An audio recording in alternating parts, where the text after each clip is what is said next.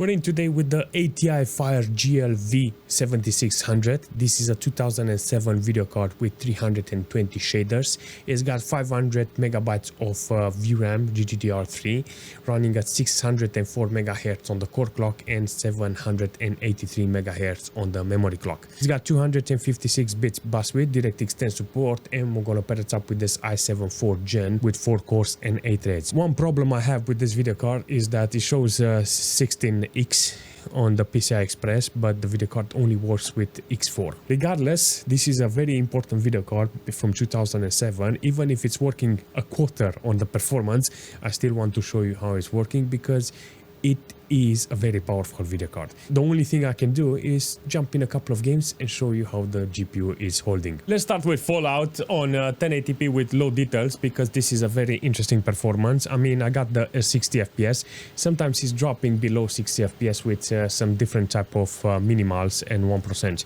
Very happy that I have this because on this overlay I got PCI link speed that is 2.5 gigatext per second. Yes, this is 4x. Originally should have been nearly 10 gigatext per second. That shows me that the video card is handicapped in this game. I mean, in this operating system, in this main board.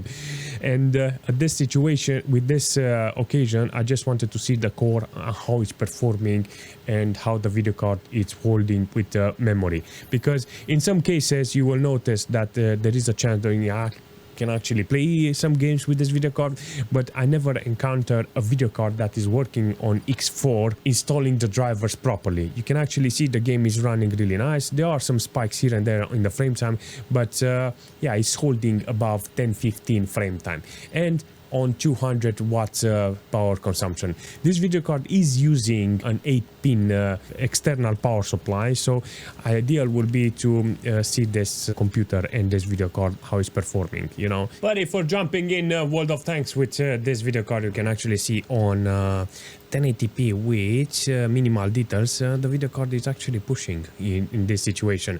It's got half a gig of VRAM, so it's utilizing the VRAM here, the game. In this occasion, it's actually doing the job, and I'm actually surprised. 0.4 gig of VRAM, can actually see the core is maxed out, 58 degrees. It's very interesting to see this performance like this. I like this idea, and I want to test more games because it's actually very interesting, seriously, to see a semi-broken video card that works only on X4. I feel upset that the video card is not working, but at the same time, I feel happy that I managed to see a problem that is very weird. The question is, does it run Crysis? Seriously, it's 38 FPS apparently on 1080p with low details. This black border is because of the frequency, I think.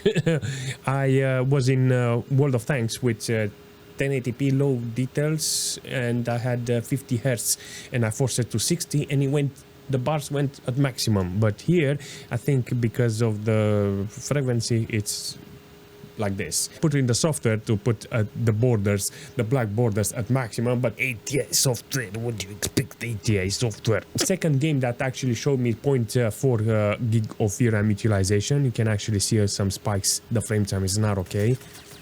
If you're shooting, if you're scoping, everything it's dropping down, you know, 14 minimals and 25 on 1%, 38 on average, yeah, not okay, with 215 watts consumption from the video card and the system. I'm happy that I have it even like this because apparently online they're not cheap. I don't know, I bought it with £1 a long time ago. And now I realize why it was £1, seriously, because it was broken. Let's see how it's running here. I mean, I can see the GPU here, how it's running. I see the cores are okay. Daniel, only 100 megabytes of VRAM utilized here. Can definitely understand that this video card, it's being underpowered here because of that X4. But it's doing the job. The system is using only 4.1 gig of VRAM, 42 minimals. Apparently it's holding. And yeah, I can't wait to see how it's holding on a couple of minimals. 1024, it's not a bad resolution when it comes to all games and all hardware like this. If you can make it snappy, then you're good. In Hellgate London, let me show you what settings I have. I got 1080p with DirectX 9 and I put everything on low because I was thinking exactly like in World of Tanks. slap it to low details and see how many FPS you can get. And I get 90 FPS. And if I can get 90 FPS, I know the wattage will be high, and it will be a space heater, a proper space heater, this ATI. And it's working really nice. Seriously, look at the frame time. I seen 20. I was like, yeah, it's 4 frame time and 20 spikes and blah. It's a very interesting performance from this video card with this amount of PCI Express performance. It's a very unique problem for me, but the video card is doing the job, you know.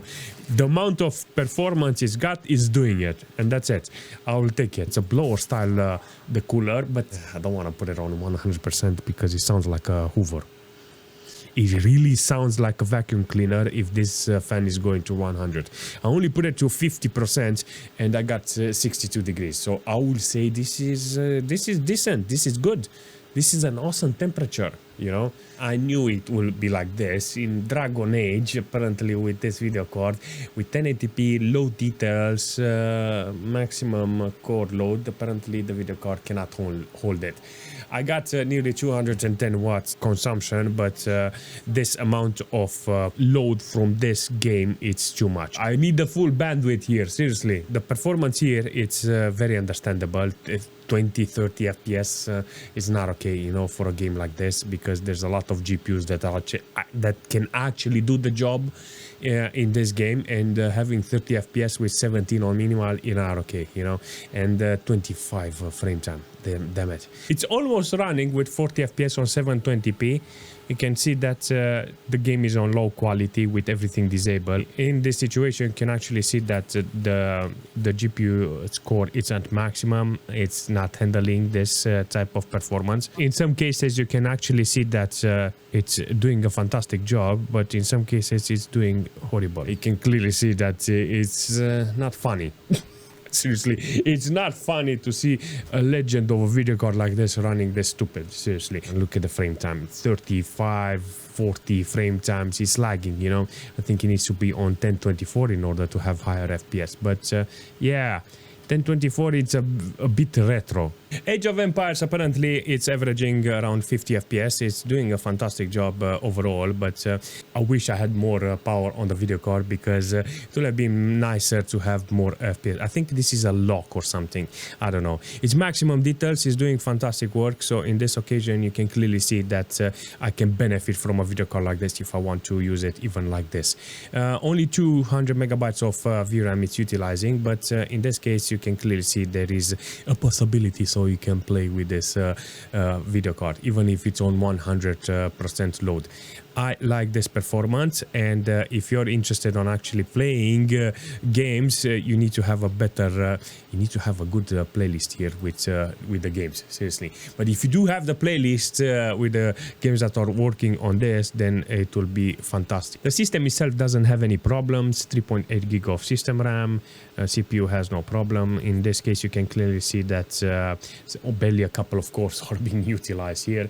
And I have decent wattage from this system. Age of Empires doesn't require too much high-end performance, but it does influence sometimes your gameplay. You know, you feel it feels very stutterish. But it's okay, I like it. One thing I do want to apologize is that if you wanted to see this video card at full power, I'm very sorry, because I don't have one that is working at maximum power. But this opportunity managed to generate a couple of things. One is that I managed to see the video card running at 4x4. Even like that, the video card managed to perform on low details decent. I'm very impressed, even like this, with a quarter of the power, how this video card was handicapped. You know, even with X4, this video card managed to do fantastic, and I'm very impressed. I can guarantee you that if I had the opportunity to make it work at maximum, I would have done it, and if maybe luck will be to find the cheap one, it will be fantastic. To be fair, this video card actually performed really well. I was very happy to see the temperature was actually fantastic, maybe because of that gutted core that was only working on X4. Maybe that was the reason why this video card was not overheating. The memory was actually decent. Only a couple of games didn't use the maximum amount of VRAM. Like I said, I'm very sorry that if you were disappointed on seeing only this amount of performance